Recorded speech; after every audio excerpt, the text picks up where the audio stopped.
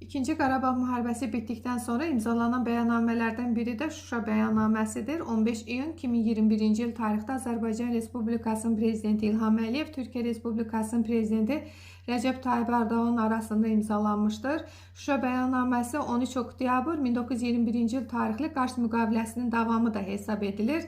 Bəyannamədə bildirilir ki, tərəflərdən hər hansı birinin fikrincə onun müstəqilliyinə, suverenliyinə, ərazi bütövlüyünə, beynəlxalq səviyyədə tanınmış sərhədlərinin toxunulmazlığına, üçüncü dövlət və ya dövlətlər tərəfindən təhdid və ya təcavüz edildiyi təqdirdə onlar birgə məsləhətləşmələr aparacaq və bir-birlərinə zəruri yardım göstərəcəklər.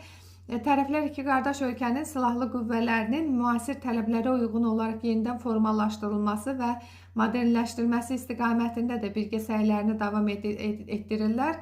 Zəngəzur dəhlizinin açılması və həmin dəhlizin davamı kimi Naxçıvan-Qars dəmir yolunun tikintisinin də iki ölkə arasında nəqliyyat kommunikasiya əlaqələrinin intensivləşməsinə mühüm töhfə verəcəyini qeyd edirlər. Tərəflər eyni zamanda terrorçuluğa, kütləvi qırğın silahlarının yayılmasına, mütəşəkkil cinayətkarlığa, çirkli pulların yuyulmasına, narkotiklərin qanunsuz dövriyyəsinə, insan alverinə, qanunsuz miqrasiyaya qarşı mübarizə sahəsində birgə səylərini və əməkdaşlıqlarını da genişləndirilməsi barəsində razılığa gəliblər. Tərəflər eyni zamanda Azərbaycan və Türk diasporaları arasında əməkdaşlığın daha da sıx inkişaf etdirilməsi və onların məruz qaldıqları problemlər qarşısında birgə addımlar atılması barəsində də razılığa gəliblər.